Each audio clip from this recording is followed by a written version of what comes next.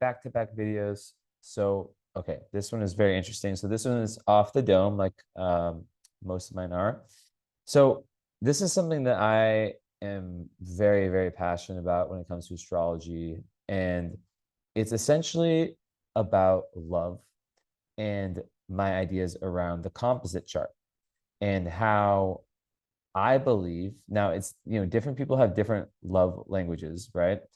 But I believe that one of the goals or one of the most important things in life is to get different types of energy, right? Like I think that when we are always around the same person, like the whole idea of the couple bubble, right? The couple that is always, together, they're not hanging out with anyone else, like they're just stay together, right?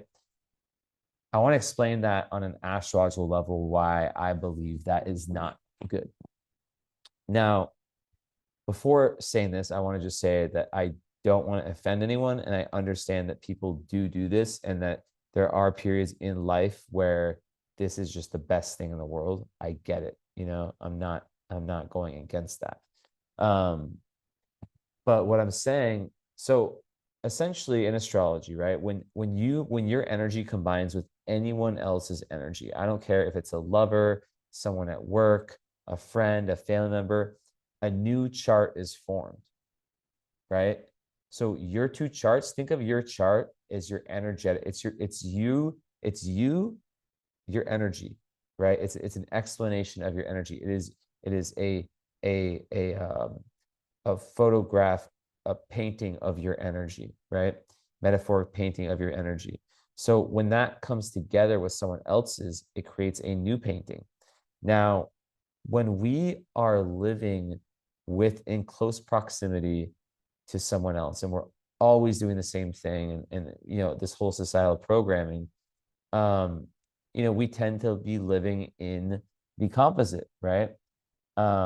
So what is a composite chart? Basically, let's say I'm in a relationship and my sun is 28 Pisces. Let's say that my girlfriend, I guess, would have, let's say her sun is 16 Pisces, right? So 28, 16, that's a difference of 12. So that would be 6. So our composite sun would be 22 Pisces, right? So it's like that with every other part of the chart. It's the midpoint between every part of the chart, and then a new chart is formed. Like, so it's just like for the ascendant, if one person has 24 Gemini, the other person has 18 Gemini, then it's 21 Gemini, right? And it's like that for everything. And then the whole chart is formed, and it says a lot about the relationship.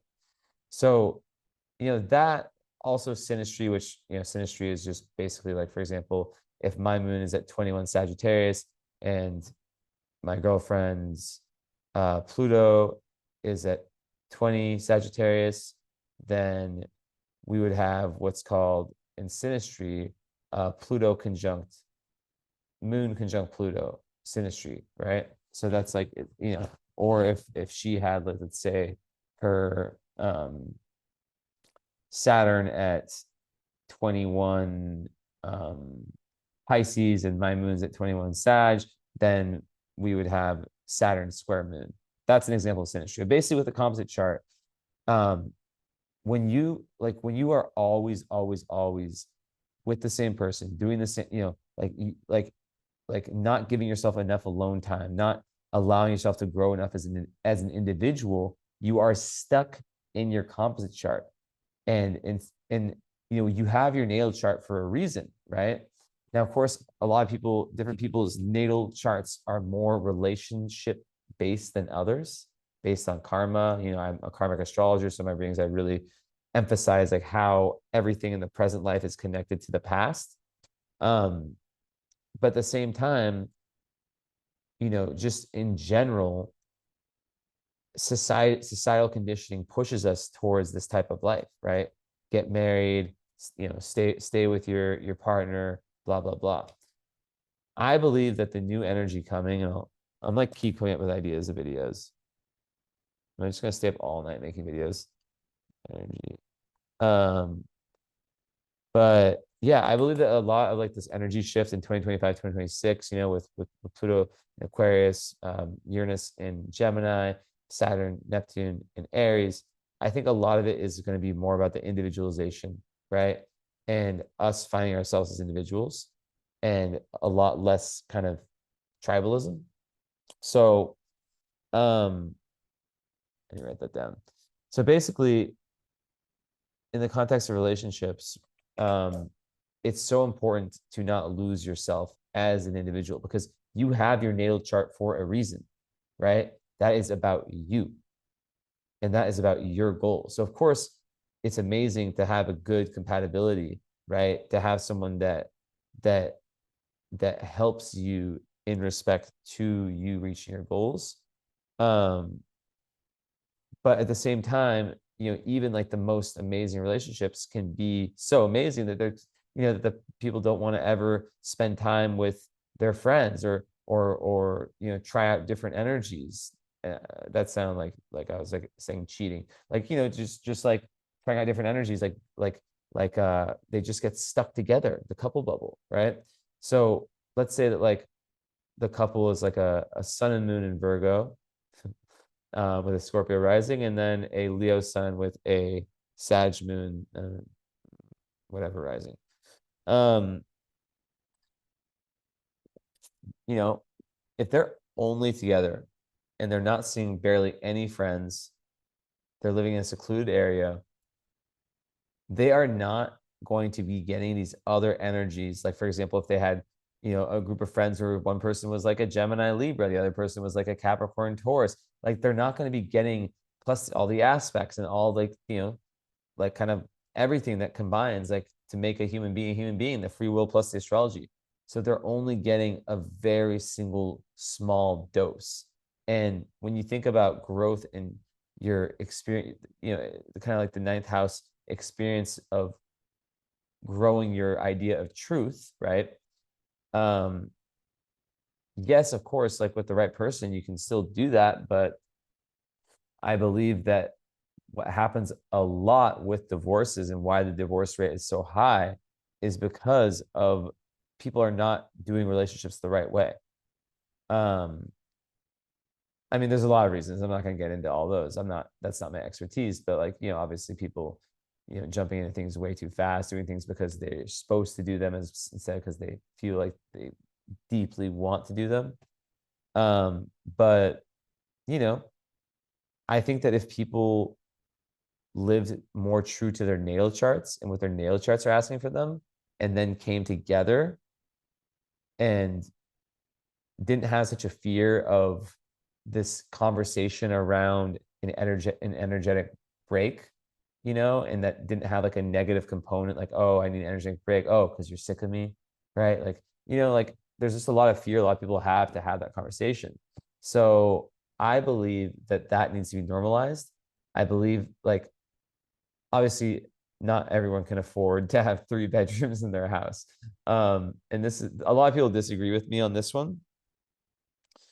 Um, like I always say, like my dream is, like if I'm married one day or whatever, or in a relationship, to have 3 bedrooms, her room, my room, and then our room, right? So it's like if we don't feel like being together that night, if we want alone time, we can go, chill in our room. And I know people that actually do this, right? Actually, I don't know them. I saw one YouTube video.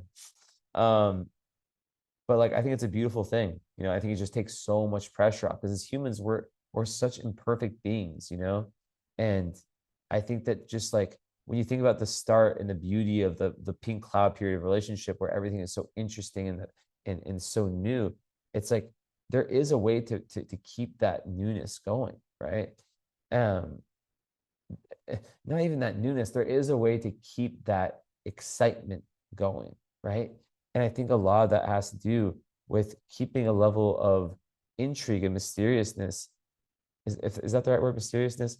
Like just a level of novelty and and unpredictability, and just like you have your life, I have my life, we are partners, we come together, We do a lot together. But I have, I have my friends, you have your friends. Sometimes our friends come together, right?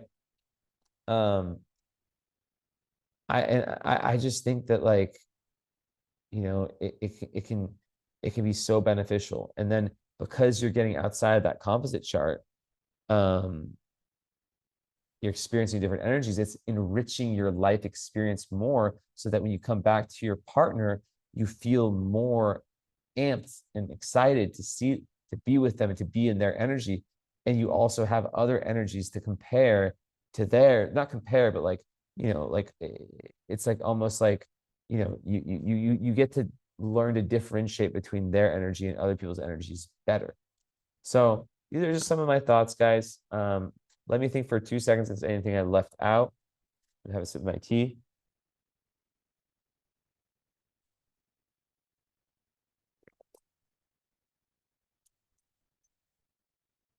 Yeah, I guess overall, in conclusion, I think human beings are imperfect. I think that if we're always trying to live together, or like if we're always around each other, eventually hiccups happen and a beautiful relationship can turn non-beautiful. So I think that by understanding that there's an energetic baby chart that's formed out of every, you know, relationship, that if we spend too much time in one, it can keep us away from our prime target. Now, of course, you can make the different arguments that, if they're very, very aligned with each other, that they'll be going in the same direction. I'm not talking about that. I'm talking more general, right? That could be true, right? I still do think that humans are social beings at the end of the day. So, and these are just trends that I see in society. So that's it, guys. I hope you guys enjoyed. Let me please subscribe if you want to, if you like it, if you like me, if you like me. And I would love a comment to let me know what you guys think, because this is a kind of interesting topic. And maybe you can drop your Venus sign, your moon sign, your sun sign, and just anything important about your astrology and what you feel about what I said, because not everyone's going to agree with this one. I'm an Aquarius Venus and Aquarius Mars with a Sag moon and a Pisces sun. Of course, I'm going to say this, right? But I do think that a lot of of people could really benefit from even inserting these types of ideals into their life in some type of way, maybe even in a more minor way. So yeah, please like the video. I really, really am trying to make my YouTube good. Love you guys. Ciao.